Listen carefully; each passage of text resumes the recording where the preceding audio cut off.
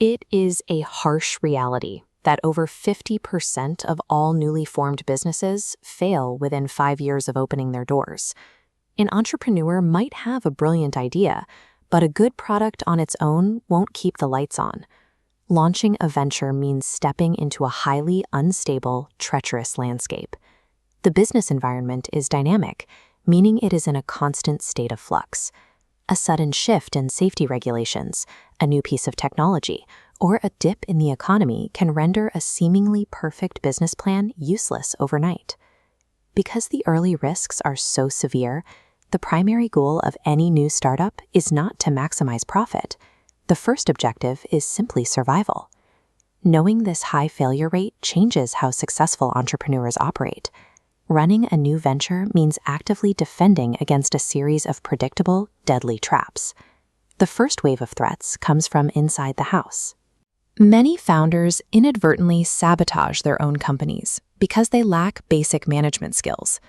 Inexperience leads to quiet, fatal errors early on. A new owner might sign a lease with high overhead but zero foot traffic, draining resources. Then there's poor record keeping. It sounds minor, but it destroys small companies. Owners lose track of vital deliveries or forget to invoice customers.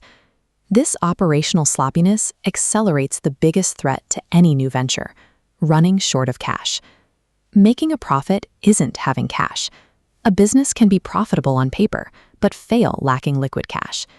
This lack of working capital paralyzes operations.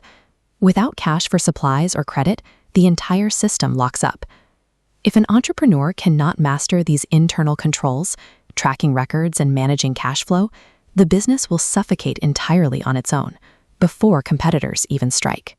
Even if a founder secures their internal systems, they still have to defend against forces completely outside their control. A broader economic downturn can happen at any time. When the economy slows, consumers have less disposable income, directly threatening the startup's sales. At the same time, fierce competition is a constant threat. Large, well-established rivals with recognizable brands can easily step in and siphon away a new startup's customer base. To fight back, new businesses rely on market orientation. Instead of guessing what people want, they use constant market research to adapt products to what consumers actively ask for. This requires highly flexible decision-making. If a rival slashes prices or new technology emerges, the startup must be willing to rapidly pivot operations or alter product lines to stay relevant. If you are asked to analyze this in an exam, remember, survival strategies aren't one size fits all. You have to tailor your answer to the specific business in the prompt. A luxury jewelry shop survives by focusing on high-end personal service, while a mass-market soft drink manufacturer survives by competing on volume and low prices. The external market is unforgiving.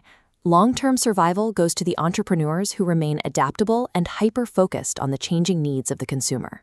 When a startup successfully navigates those first 12 months, the atmosphere changes, the business stabilizes, and the focus can finally shift from merely surviving to pursuing actual growth. Getting to that point requires a specific combination of skills: maintaining airtight control over cash flow, deeply understanding consumer demand, and staying operationally flexible. You can clearly divide the outcomes. Poor management, cash shortages, and rigid planning lead directly to failure. Market orientation, tight financial control, and adaptability lead to success. Surviving the first year is rarely a matter of luck. It happens because a well-prepared entrepreneur actively uses the right tools to navigate a highly hostile business environment.